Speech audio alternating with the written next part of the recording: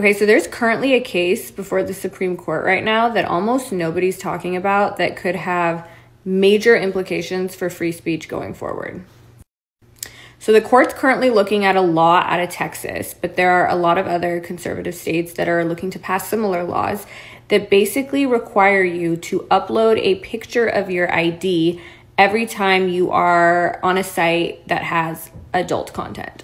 Now, the stated purpose of this law is obviously that they just want to keep this kind of content away from minors, despite the fact that we have an abundance of evidence indicating that these kinds of age verification laws don't work, and it just makes people go to non-compliant, like foreign websites, or use VPNs. Like, it's the internet, it's really hard to control and regulate, but I digress. Now, obviously, one of the consequences of this law is also that adults that want to access this content are going to be deterred, because the last thing you want to do when you're in the mood is upload a picture of your ID before you have your little fun.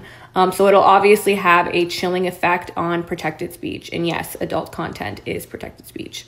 And what the court is actually grappling with is what level of scrutiny to apply to this case, because for those of you who don't know, precedent dictates that whenever the government passes a content-based restriction on speech, okay, content-based is anything that pertains to the message or what you're saying and not like how you're saying it. So this could be anything. Laws that only pertain to certain political messages or religious messages or adult content. The court is supposed to apply something called strict scrutiny. So this is the highest level of judicial review, and it's usually invoked when a law infringes on a fundamental right like free speech. And strict scrutiny means that there needs to be a compelling interest, a compelling government interest, and that the law is narrowly tailored to achieve that interest in the least restrictive way possible. So it can't have an undue burden on protected speech. It needs to be absolutely necessary. And the reason for this is that the court realizes how dangerous it is to give the government the power to support or suppress certain kinds of speech.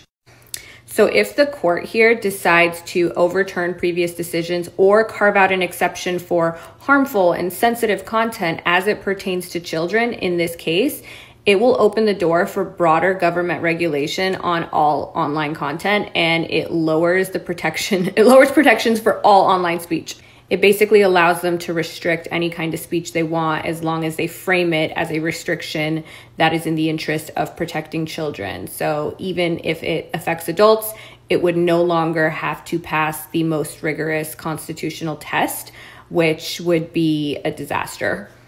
And it could easily be used as a tool to censor any kind of content that the government essentially doesn't want us to see, but can frame it under it's just to protect children. So this decision is supposed to, I think, come out like end of June. So let's stay tuned and see what happens. But yeah, it could be really bad for anybody that is pro free speech and generally like anti-censorship.